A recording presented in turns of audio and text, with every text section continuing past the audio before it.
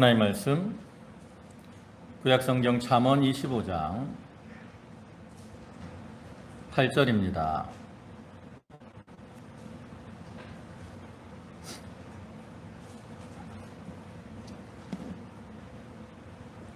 잠언 25장 8절 구약성경 페이지로는 939쪽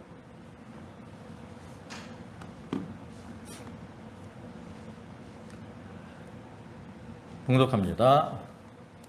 너는 서둘러 나가서 다투지 말라. 마침내 내가 이웃에게 욕을 보게 될 때에 내가 어찌할 줄을 알지 못할까 두려우니라. 너는 이웃과 다투거든 변론만 하고 남의 은밀한 일은 누설하지 말라. 듣는 자가 너를 꾸짖을 터이요 또 내게 대한 악평이 내게서 떠나지 아니할까 두려우니라. 경우에 합당한 말은 아로새긴 은쟁반의 금사과니라. 슬기로운 자의 책망은 청종하는 귀의 금고리와 정금 장식이니라. 충성된 사자는 그를 보낸 이에게 마치 추수하는 날의 얼음 냉수 같아서 능히 그 주인의 마음을 시원하게 하느니라. 아멘. 예, 할렐루야. 예, 지난 한 주간도 은혜 가운데 평안하셨습니까? 이 시간에도 하나님께 예배하는 모든 성도와 가정에 하나님이 주시는 은혜와 축복이 함께 하시기를 축원합니다. 예, 오늘 시간은 잠언 25장 8절부터 13절의 말씀을 보셨습니다. 그 중에 13절의 말씀을 보면 충성된 사자는 그를 보낸 이에게 마치 추수하는 날의 얼음 냉수 같아서 능히 그 주인의 마음을 시원케 하느니라. 이렇게 말씀을 하고 있습니다. 이 말씀을 근거로 해서 얼음 냉수같이 시원하게 하는 자, 시원케 하는 자라는 제목으로 함께 은혜를 나누고자 합니다. 어느덧 벌써 올해도 7월이 지나고 이제 8월의 첫 주일이 되었습니다.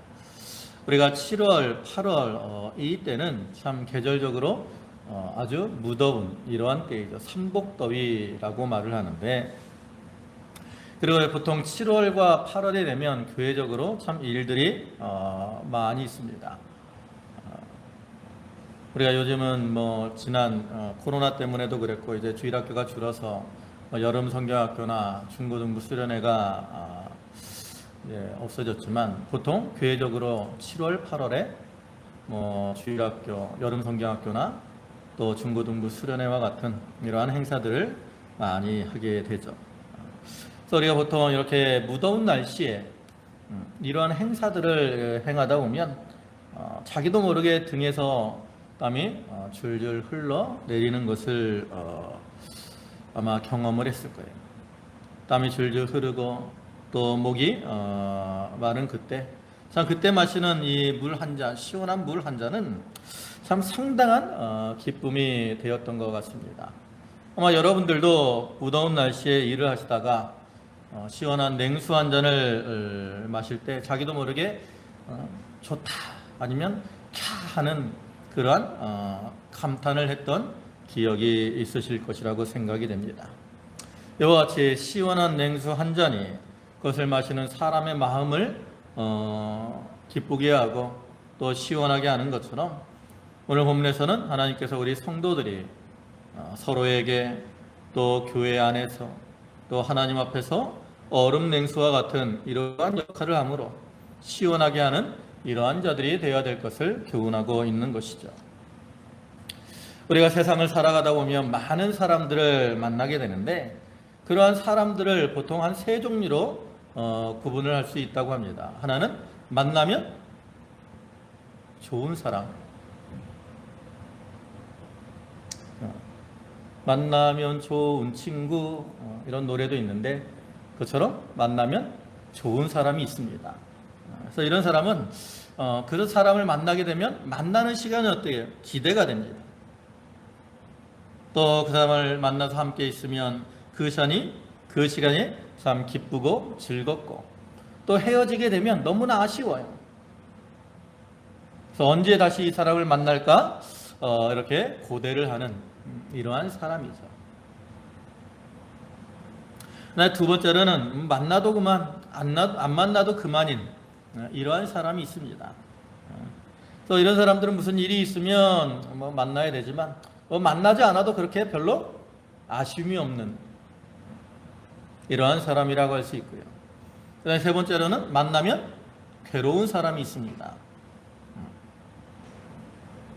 이런 사람들은 만나면 괜히 스트레스만 받고 그래서 안 만나기를 원하는 이러한 사람들이 있는 거죠. 여러분은 과연 이 세 종류의 사람 가운데 나는 어떤 종류의 사람이라고 생각을 하십니까? 만나면 좋은 다른 사람에게 기쁨을 주는 사람입니까? 아니면 만나기 싫어하는 괴로운 사람입니까?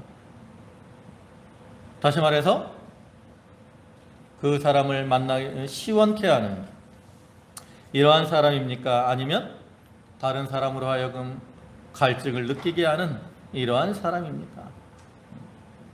우리 모두는 하나님이 원하시는 것처럼 하나님과 다른 사람을 시원케 하는 이러한 자들이 되어야 됩니다. 우리가 이 시간 본문의 말씀을 통해서 하나님과 사람을 시원케 하는 자는 어떠한 자인가? 그러한 자들의 모습에 대해서 살펴보고 우리가 그러한 모습으로 자기를 만들어 나아가도록 해야 되겠습니다. 오늘 본문에서는 이렇게 우리가 시원케 하는 자가 되어야 된다라고 말을 하는데, 그러면 성경에서는 무엇이 사람을 시원케 한다라고 말씀을 하고 있을까요? 오늘 본문에서는 얼음 냉수가 사람을 시원케 한다라고 말을 합니다. 더 차가운 얼음물이 그 사람의 속에 들어가서 그 어떠한 심령을 시원하게 하는 것처럼 우리의 말과 행동이 죄를 떠나 참 진리에 걸어서서 시원하게 행할 때 우리가 그를 통해서 하나님의 마음을 시원하게 할 수 있는 거죠. 또 아가서 2장 5절을 보면 너희는 건포도로 내 힘을 돋고 사과로 나를 시원하게 하라. 내가 사랑함으로 병이 낫음이니라 그랬는데, 여기 보면 건포도, 사과로 시원하게 하라고 말을 합니다. 우리나라 사람들은 건포도는 그렇게 많이 잘 안 먹지 않죠. 그냥 일반 포도는 먹지만 건포도는 그렇게 많이 먹진 않아요. 그러나 사과는 좀 많이 먹죠. 그래서 이렇게 아삭하고 달콤한 이러한 사과를 먹으면 그 메말랐던 입술이 그 사과의 달콤함으로 인해서 시원하게 되는 그러한 경험이 아마 있을 겁니다. 그와 같이 우리의 말과 행실이 그 다른 사람에게 기쁨과 즐거움을 줄 때 우리가 그를 통해서 이제 시원하게 하는 이러한 자들이 시원하게 할 수가 있다라는 거죠. 그래서 우리는 이러한 얼음 냉수와 같이 또 사과와 같이 시원하게 하는 자가 되어야 되는데, 그러면 이제 우리가 생각할 것은 우리가 누구를 시원하게 해야 될까 하는 겁니다. 여러분, 우리는 과연 누구를 시원하게 하는 자들이 되어야 되겠습니까? 먼저 우리는 성도 서로 간에 시원케 하는 그러한 자들이 되어야 됩니다. 로마서 16장 18절을 보면 저희가 그들이 나와 너희 마음을 시원하게 하였으니 그러므로 너희는 이런 사람들을 알아주라 그랬어요. 여기 그들이 나와 너희 마음을 시원하게 하였다 그랬어요. 이 말은 이 고린도 교인들 가운데 바울과 또 이 고린도 교인들의 마음을 시원하게 하는 이러한 사람들이 있었다라는 거죠. 근데 이들이 이 바울과 그 고린도 교인들을 시원하게 한 것은 바울이 힘들고 어려울 때 그들이 바울의 형편을 알아주고 도와주었기 때문이라는 거죠. 그래서 오늘날 우리들도 서로의 형편을 좀 알아주고 도와줄 때 성도와 성도가 또 성도와 교역자와 성도가 서로의 마음을 시원하게 해줄 수가 있는 거예요. 근데 또 우리는 무엇을 시원케 해야 되느냐? 우리가 교회를 시원하게 해야 됩니다. 지금 에어컨을 틀어서 교회가 아주 시원해요. 근데 에어컨을 켜지 않으면 이 교회가 낮에도 한 30도 이상 올라갈 때도 있고 아주 교회 들어오면 예배당이 후끈후끈 하더라고요. 그럼 우리가 뭐 교회 선풍기질을 해서 교회를 시원하게 합니까? 우리가 교회를 시원하는 것은 교회에 좋은 소식을 전함으로 교회를 시원하게 할 수 있습니다. 잠언 25장 25절에 먼 땅에서 오는 좋은 기별은 목마른 사람에게 냉수 같으니라 그랬어요. 우리가 세상에서도 어떤 고대하던 소식을 들으면 마음이 시원해지는 느낌이 있죠. 고3 학생들 이렇게 이제 대학 원서를 넣어놓고 있다가 그 학교에 합격했다라는 그러한 소식을 들으면 아주 마음이 기쁘고 시원합니다. 또 취업을 고대하던 사람들이 자기가 원하던 그 직장에 합격했다라는 그러한 소식을 들으면 얼마나 마음이 시원하겠습니까? 그와 같이 우리가 교회 안에서 이렇게 기쁨을 주고 유익을 주는 이런 말을 함으로 교회를 시원하게 할 수가 있는 겁니다. 그래서 교회 안에 여러 성도들이 있는데 이렇게 교회 안에서 서로 성도들이 참 좋은 말로 좋은 소식으로 서로에게 기쁨을 주고 교회에 기쁨을 준다면 그 교회는 참 행복이 넘치는 이러한 교회가 될 거예요. 반면에 이 교회 안에서 서로 싸우고 다투고 문제를 일으킨다면 참 그 교회는 한숨만 나오는 답답한 이러한 교회가 되고 말 것이라는 거죠. 그래서 우리는 교회에 좀 좋은 소식을 전함으로 좋은 말을 함으로 이렇게 교회에 기쁨을 주고 그를 통해서 우리 양동제일교회가 기쁨이 넘치는 그러한 교회가 되기를 참 주님의 이름으로 축원합니다. 세 번째로는 우리가 주님의 마음을 시원케 할 수 있어야 됩니다. 우리는 우리의 삶 속에서 우리가 교회에 나와서 예배할 때뿐만 아니라 우리의 삶 가운데서 주님을 기쁘시게 하고 또 주님의 마음을 시원케 해야 돼요. 근데 우리가 보이지 않는 주님을 기쁘게 하고 보이지 않는 주님의 마음을 시원케 하기 위해서는 어떻게 해야 되겠습니까? 먼저 보이는 사람 한 사람 한 사람에게 바로 해야 된다라는 거죠. 그래서 마태복음 10장 42절을 보면 또 누구든지 제자의 이름으로 이 소자 중 하나에게 냉수 한 그릇이라도 주는 자는 내가 진실로 너희에게 이르노니 그 사람이 결단코 상을 잃지 아니하리라 그랬어요. 이 소자 중 한 사람에게 냉수 한 그릇 주는 거 이게 주님을 기쁘시게 하는 거라는 거예요. 또 마태복음 25장 40절에서도 너희가 여기 내 형제 중에 지극히 작은 자 하나에게 한 것이 곧 내게 한 것이니라 그랬어요. 주님께서는 지극히 작은 사람 한 사람에게 한 것이 나에게 한 것이다 이렇게 말씀을 하잖아요. 그래서 우리가 이 지극히 작은 소자 어린아이 그러한 한 사람 한 사람에게 바로 할 때 우리가 주님을 시원하게 할 수 있죠. 또한 우리는 주님을 시원하기 위해서는 주님이 기뻐하시는 이러한 모습으로 행해야 됩니다. 그 스가랴 6장을 보면 네 말의 환상이 나옵니다. 그래서 네 종류의 말이 나오는데 그 6절부터 보면 흑마는 북편으로 나아가고 그 뒤를 백마가 따르고 또 어룽진 말은 남편으로 나아가고 건장한 말이 이렇게 땅을 두루 다닌다라고 말을 해요. 그 중에 8절을 보면 이렇게 말씀을 하죠. 그가 외천에게 일러 가로되 북방으로 나간 자들이 북쪽에서 내 영을 쉬게 하였느니라 하더라.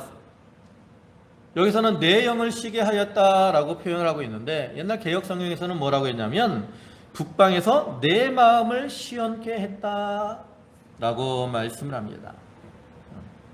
그래서 여기 말들이 나간 것은 각자의 사명을 감당하는 것을 의미하는데 특별히 북편으로 나간 이 말이 내 마음을 시원케 했다 그랬잖아요. 그래서 북편은 어떤 곳입니까? 어떠한 심판의 자리고 힘들고 괴로운 이러한 곳을 의미해요, 보통. 근데 그렇게 힘들고 괴로운 그러한 자리에서도 자기의 사명을 잘 감당하고 나가기 때문에 그러한 자들이 주님을 기쁘시게 하고 주님의 마음을 시원케 한다라는 거죠. 그래서 오늘날 우리들도 각자의 자리에서 그것이 어떠한 환경이든지 주님의 뜻대로 바로 행하면 그를 통해서 우리가 주님을 시원케 하는 그러한 자들이 될 수가 있다라는 거예요. 그래서 우리와 같이 다른 성도들 또 교회 주님의 마음을 시원케 하고 또 세상을 시원케 해야 되는데 앞에서 우리가 시원케 하는 것에 대해서 여러 가지로 말씀을 했지만 오늘 본문에서는 크게 세 가지로 우리가 이렇게 할 때 시원케 하는 자가 될 수 있다라고 분명하게 교훈을 합니다. 이제 그걸 살펴보면 첫째로는 우리가 다른 사람이나 교회를 시원케 하고 주님을 시원케 하려면 첫째로는 다투지 말아야 돼. 다투지. 보면 8절을 보시면 너는 극거히 나가서 다투지 말라. 마침내 내가 이웃에게 욕을 보게 될 때에 내가 어찌할 줄을 알지 못할까 두려우니라. 우리가 남을 시원케 하려면 다투지 말아야 된다라는 거예요. 우리는 가끔 자기 성질을 못 이겨서 분을 내고 다른 사람과 다투는 이러한 사람들을 볼 수 있습니다. 그러나 우리가 아무리 평상시에 행동이 좋더라도 싸우고 다투게 되면 결코 다른 사람이나 하나님을 기쁘시게 하지도 못하고 시원하게 하지도 못해요. 우리가 심리학적으로 사람의 성품을 나눌 때 네 가지로 나눈다고 합니다. 그래서 다혈질, 우울질, 그 다음에 담즙질, 점액질 이러한 성품으로 나눈다 그랬는데 그 중에 이제 다혈질은 어때요? 좀 성격이 급한 이러한 사람들이 많죠. 그래서 이 다혈질의 사람은 어떤 자극이 주어지면 급하고 강하게 반응을 합니다. 근데 이 사람들은 자기들을 자랑할 때 뭐라고 말하냐면 나는 뒤끝이 없어 라고 말을 해요. 근데 이 사람들은 뒤끝이 없는 게 너무나 당연하다고. 왜? 이 사람들은 이미 앞에서 다 쏟아놨거든요. 앞에서 화내고 앞에서 짜증내고 앞에서 싸우고 다 했다고. 근데 그 사람이 뒤끝까지 있으면 그 사람은 그 사람이 정상이겠습니까? 그러니까 이 사람들은 자기들은 뒤끝이 없다라고 말을 하는데 결코 그것이 자랑할 것이 되지 못해요. 그래서 우리는 좀 이렇게 급한 이런 모습으로 행하지 말아야 됩니다. 다투지 않으려면. 성품적으로 좀 급한 사람이 있을지라도 우리가 자기가 어떤 훈련을 통해서 그 급한 성격을 좀 이렇게 조절할 수 있어요. 그래서 조금 이렇게 욱하는 그러한 마음이 일어날 때 어떻게 해야 돼요? 특별히 우리 성도들은 뭐 해야 돼요? 기도를 해야죠. 기도를 통해서 자기가 이렇게 욱하려고 하는 그러한 성품들을 좀 잘 다스려야 됩니다. 전에도 한번 말씀을 드렸지만 고성남 목사님도 성격이 좀 이렇게 급하시거든요. 고 목사님이 이제 그 교역자 수양회 때 그런 말씀을 하셨어요. 본인도 그런 성격을 알기 때문에 자기 성품을 누르시려고 기도를 많이 하신다라는. 그래서 이제 기도를 많이 해가지고 성격이 이렇게 좀 차분해졌을 때는 다른 사람들이 이렇게 옆에서 건드려줬으면 좋겠다라는 거야. 그때는 그러면 다른 사람이 이렇게 건드려도 본인이 좀 예 그렇습니까? 알겠습니다. 이렇게 조곤조곤하게 대답을 하실 수 있을 것 같다라는. 근데 그때는 보통 안 건드린대요. 그러다 좀 기도를 열심히 하시는데 어떨 때는 이제 기도가 좀 덜 돼갖고 이제 자기도 모르게 이제 좀 이렇게 차분하지 못할 때가 있는데 그때 건드린다는 거야. 그러면 본인도 모르게 갑자기 이렇게 욱하는 그러한 성품이 나와서 소리를 내고 그러신 경험이 있다는 거예요. 그러면서 이제 항상 자기도 조심한다고 그러는데 우리도 그와 같이 자기의 이러한 어떤 이 급한 성품을 알게 되면 어떻게 해야 돼요? 기도를 통해서 자기를 누르는 그러한 훈련을 해야 된다라는 거죠. 우리가 그러한 훈련을 잘 해야 다른 사람과 다투지 않습니다.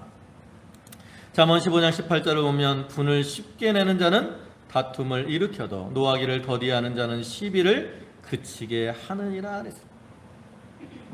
분을 쉽게 내는 자, 쉽게 화를 내고 욱하는 이러한 성품을 가진 자는 다투기가 쉬워요. 그렇기 때문에 그러한 성품을 우리가 눌러야 된다는 거죠. 그래서 우리가 이렇게 다투는 일에 대해서는 우리가 먼저 하나님과 다투지 않도록 조심을 해야 됩니다. 우리는 보통 내가 어떻게 하나님과 다투겠느냐 라고 생각을 할 수도 있어요. 그죠? 여러분 하나님과 다투시는 것 같아요? 안 다투시는 것 같잖아요. 그죠? 내가 하나님과 어떻게 다퉈? 이렇게 생각을 할 수 있는데 우리가 하나님과 다툰다는 건 뭐예요?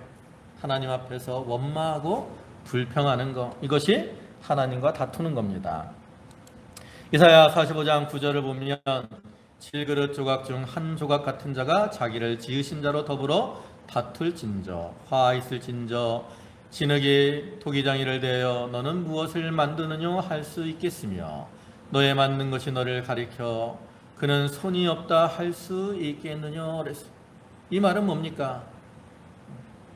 진흙이 토기장이를 향해서 왜 나를 이렇게 만들었느냐라고 원망하고 불평한다라는 거예요. 근데 그것이 바로 하나님과 다투는 거라는 거죠.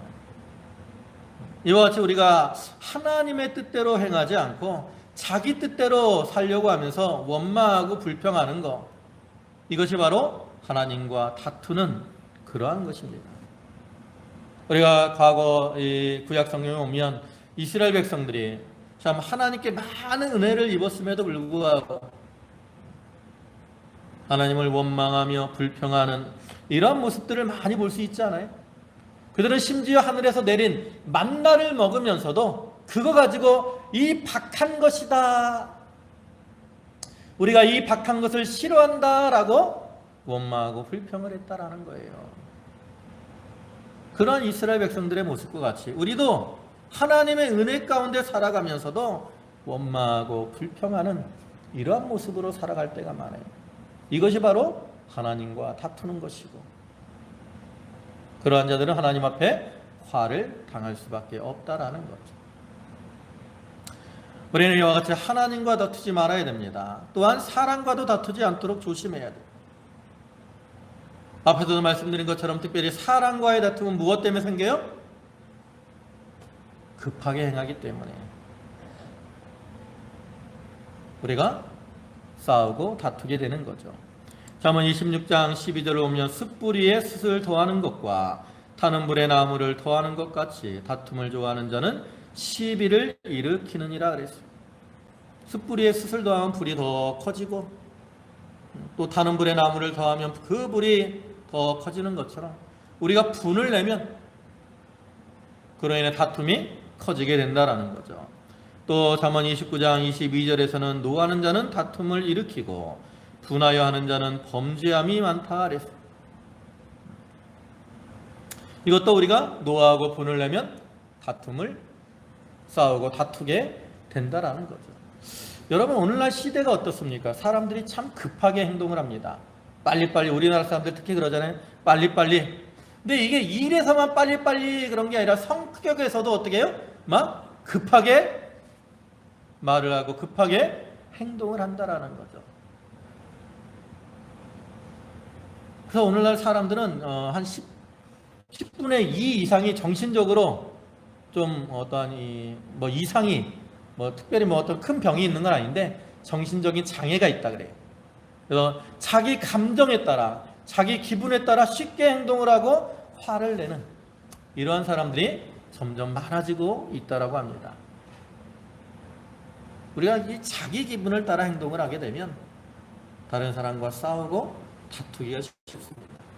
우리가 자기를 절제하고 그를 통해서 다른 사람과 싸우지 않고 다투지 않고 화평을 이루는 자들이 되어야 되는 거예요. 그다음에 우리가 두 번째로 시원케 하는 자가 되려면 어떻게 되냐면 말에 대해서 좀 바로 해야 됩니다. 본문 9절을 보시면 너는 이웃과 다투거든 변론만 하고 남의 은밀한 일은 누설하지 말라 그랬어요. 또 11절에서는 경우에 합당한 말은 아로 새긴 은쟁반의 금사관이라 이렇게 말합니다. 그래서 우리가 말에 대해서 바로 할 것을 세 가지로 말해요. 첫째로는 변론, 다투지 말고 변론만 하라는 변론. 여기서 변론이 뭡니까? 이것은 막 화를 내고 남을 찢고 상처 주는 그러한 말이 아니라 자기의 어떠한 생각을 조리 있게 말하는 것을 가리키죠. 변론하면 주로 이제 변호사들이 자기 주장하는 거잖아요. 그럼 변호사들 보세요. 얼마나 조리 있게 자기들의 말을 합니까? 근데 그렇게 변론한다 해서 다른 그 뭐 검사나 뭐 재판관이나 이런 사람들이 하는 말을 무시하지 않아요. 그 말을 이렇게 받아들이면서도 자기의 생각, 자기의 주장을 이렇게 조리 있게 말을 하는 거죠. 그와 같이 우리가 말을 할 때 좀 생각을 많이 하고 이렇게 차분하게 변론하듯이 말을 해야 된다는, 그래야 다툼이 일어나지 않아요. 우리나라는 이 토론 문화가 좀 많이 발달하지 못했습니다. 남의 어떤 말을 잘 들어주지 않죠. 요즘은 뭐 이렇게 이제 학생들도 토론을 많이 하기 때문에 점점 이제 그런 문화들이 발달하고 있는데, 아무튼 우리가 이 말에 있어서는 다투기보다는 변론을 통해서 다른 사람의 이야기를 들어주고 그 사람들의 생각을 존중해 줘야 돼요. 그래서 내 뜻대로 안 되더라도 저 사람이 내 입장을 알아주고 내를 이해해 주면 그 답답한 마음이 좀 시원하게 된다고요. 그다음에 두 번째로는 말을 할 때 우리가 조심해야 될 건 뭐냐면 남의 비밀, 은밀한 일을 누설하지 말아야 됩니다. 우리가 이 비밀을 누설하는 사람을 뭐라 그래요? 입이 싼 사람이다 라고 말을 하죠. 그래서 우리는 입이 싼 사람이 되면 안 돼. 입이 어때야 돼? 비싼 사람이 돼야 돼. 비싼 사람. 여러분의 입의 가격은 좀 얼마나 되는 것 같아요? 나는 입이 싸서 한 10원짜리 입밖에 안 되는 것 같아요? 아니면 나는 입이 좀 비싸서 한 뭐 100억, 1000억 이 정도의 가치를 가진 것 같습니까? 남의 비밀을 쉽게 말하는 사람은 입이 싼 사람이에요. 10원, 100원 이 정도밖에 가치가 없다고. 그러나 남의 비밀을 잘 이렇게 묻어두고 지켜주는 사람은 그 사람의 입은 아주 비싼 그러한 가치를 가지고 있다는 거예요. 여러분, 우리나라 직업 중에 사람들이 좋아하는 직업 대표적인 게 뭐예요? 사자 들어가는 직업 있잖아요. 그죠? 의사. 또 요즘 뭐 이상한 변호사, 우영우 나오는 그 변호사. 근데 그 사람들은 선서를 할 때 법적으로 규정이 있어요. 의사들이 이제 의사가 될 때 선서하는 게 있잖아요. 히포크라테스 선서. 거기 오면 선서 중에 이런 내용이 있어요. 나는 어떠한 경우에도 환자의 비밀을 지킬 것이며. 우리가 병이 생기는 이유들은 많거든요. 근데 그게 좋은 것도 남들이 알아서 부끄러운 그러한 이유들도 있어요. 또 남들이 알면 부끄러운 질병들도 있다고. 그래서 치료하는 데 있어서 그 환자가 병이 생기게 된 이유나 그 사람의 질병에 대해서 보호자들 외에 다른 사람들에게 누설하지 말고 그 비밀을 지켜야 되는 그런 의무가 의사들에게 있는 겁니다. 변호사도 마찬가지예요. 변호사도 얼마 전에 그 텔레비 보니까 변호사 법 26조인가 그렇대요. 26조 오면 변호사들은 의뢰인의 이 비밀을 누설하지 않아야 된다라는 그런 법적인 규정이 있어요. 그 규정을 어기면 어떻게 되느냐?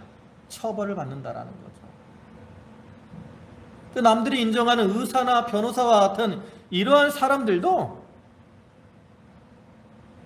다른 사람들의 비밀을 지켜야 될 그러한 의무와 책임이 있다라는 거예요. 그와 같이 우리 사람들도 마찬가지예요. 우리도 남의 비밀을 좀 지켜줘야 되는 그러한 의무와 책임이 있습니다. 우리는 쉽게 남의 말을 하기 좋아하죠. 그러면 어떻게 해야 돼요? 참고 묻어둬야 됩니다. 중보기도라는 책에 이런 말이 있다고 합니다. 남의 관점을 가십거리로 만들지 말고 기도의 제목으로 삼으라. 참 멋진 말이죠. 이와 같이 우리가 남의 어떤 단점, 비밀 이거를 가십거리로 만들지 말고 오히려 기도의 제목으로 삼고 그들을 위해서 기도해 줘야 되는 거예요. 일단 세 번째 말에 대해서 우리가 바로야 할 것은 뭐냐면 경우에 합당한 말을 해야 됩니다. 본문 11절에 보면 경우에 합당한 말은 아로 새긴 은쟁반의 금사과다 그랬어. 얼마나 은쟁반의 그 금사가 아름답습니까? 그와 같이 경우에 합당한 말이 다른 사람들에게 참 기쁨을 주는 말이야. 기쁘게 주게 되는 거야. 야고보 3장 2절을 보면 말에 실수가 없는 자가 온전한 사람이라고 합니다. 근데 우리가 말에 실수가 없을 수 있나요? 누구나 말에 실수하기가 쉽죠. 그 말 한마디 잘못해서 참 평생의 원수가 되기도 합니다. 근데 우리가 이 말에 실수가 없으려면 특별히 경우에, 상황에 맞는 말을 해야 된다는 거죠. 그게 바로 경우에 합당한 말이에요. 그래서 시간과 장소, 상황에 맞는 이러한 말. 똑같은 말이라도 그 말이 어떤 상황에서는 칭찬의 말이 될 수도 있는데 어떤 상황에서는 기분 나쁘게 하는 그러한 말이 될 수도 있다라는 거예요. 그래서 우리가 이 힘들고 어려운 상황을 만났을 때도 경우에 합당한 말을 통해서 위기를 벗어날 수도 있어요.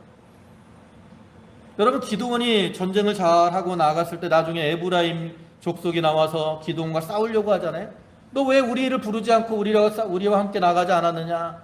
근데 사실은 기드온이 불렀는데 그들이 안 나온 거거든요. 그리고 이제 전쟁이 이기니까 자기들도 이제 어떤 명예를 얻으려고 나와서 불평하는 거예요. 그때 기드온이 뭐라 그래? 그들과 싸우지 않고 기드온은 나의 행한 이 일이 너희의 한 것에 어떻게 비교할 수 있느냐? 그러면서 에브라임의 끝물 포도가 아비에셀의 만물 포도보다 낫지 아니하냐? 이런 말을 우리가 이와 같이 말에 있어서 경우에 합당한 이러한 말을 해야 되는 거죠. 그 다음에 이제 세 번째로 우리가 이 마음을 시원케 하려면 어떻게 되느냐? 보면 13절입니다. 충성된 사자는 그를 보낸 이에게 마치 추수하는 날의 얼음 냉수 같아서 능히 그 주인의 마음을 시원케 하느니라 그랬습니다. 그래서 어떤 들이 시원케 한다라고 말씀합니까? 충성된 자. 이 말씀처럼 우리가 충성된 자가 되어야 하나님과 사람을 시원케 할 수 있어요. 근데 이 말씀 전에 12절을 보면 이런 말씀이 있습니다. 슬기로운 자의 책망은 청종하는 귀에 금고리와 정금장식이니라 그랬어요. 이 말은 뭡니까? 우리가 슬기로운 자의 책망을 잘 받아들여야 된다라는 거거든요. 근데 왜 이 말을 바로 이 충성된 자 앞에 얘기를 했느냐? 충성된 자가 되기 위해서는 좋은 말만 듣는 게 아니라 이렇게 어떠한 칭찬도 받고 책망을 받을 때도 있다라는 거예요. 그러나 책망을 받을 때에도 낙심하지 말고 맡겨진 일을 잘 감당해 나가야 된다라는 거죠. 그리고 그렇게 행할 때 우리가 하나님과 주인 되시는 하나님을 기쁘시게 하고 또한 교회 안에서 성도와 또 교회를 기쁘시게 하는 그러한 자들이 될 수가 있다라는 거예요. 이제 말씀을 마무리하겠습니다. 요즘 참 날씨가 다시 또 장마가 온다 해서 다음 주에 이제 비가 계속 온다라고 예보가 되어 있는데 그래도 날씨는 참 후덥지근한 것 같아요. 날씨가 후덥지근하고 그로 인해서 참 마음에서 짜증이 나기도 하는데 이러한 때에 시원한 냉수 한 잔은 우리의 속을 달래주고 우리를 시원케 하는 그러한 효과가 있습니다. 참으로 오늘날 우리가 살아가는 이 시대가 여러 가지 환경적으로 상황적으로 우리를 힘들게 하고 짜증이 나게 할 때가 많이 있습니다. 이러한 상황에서 우리는 참 사람들을 이렇게 시원하게 해드리고 또 우리에게 간절한 기대와 소원을 가지고 계시는 하나님을 시원케 해드리는 그러한 자들이 되어야 됩니다. 이 자리에 계신 모든 성도분들이 이렇게 말과 행위에 있어서 바르게 행함으로 참 얼음 냉수와 같이 시원케 하며 또 자기의 마음도 주님이시는 그러한 시원함의 기쁨을 누리는 그러한 성도들이 다 되시기를 주님의 이름으로 축원합니다. 아멘. 기도하시겠습니다. 전능하신 아버지 하나님, 오늘도 저희를 부르시고 예배케 하시니 감사를 드립니다. 아버지 하나님, 충성된 자는 추수하는 때의 얼음 냉수와 같아서 주인의 마음을 시원케 한다 했습니다. 아버지 하나님, 저희 모든 성도들이 참으로 하나님께나 사람에게나 다투지 말고 또 말에 대해서 바로 행하며 충성된 자가 되므로 모두의 마음을 시원케 하는 삶을 살게 하여 주시옵소서. 또한 우리 자신들이 하나님의 주시는 은혜로 말미암아 그 심령의 시원함을 느끼며 살아갈 수 있도록 은혜와 은총을 더하여 주시옵소서. 아버지 하나님, 참으로 날씨가 무더운 가운데 있습니다. 하나님께서 그 가운데 저희의 건강을 지켜주시고 저희의 심령의 기쁨을 더하여 주시옵소서. 아버지 하나님, 오늘도 귀한 주의를 허락하시고 저희를 불러주심에 감사를 드립니다. 저희 성도들 감사함으로 주님께 예물을 드렸사오니 그 바치는 손길과 심령을 기억하여 주시고 한량없는 은혜와 은총으로 저들에게 충만케 채워 주시옵소서. 감사를 드리오며 예수님의 이름으로 기도 올리옵나이다. 아멘.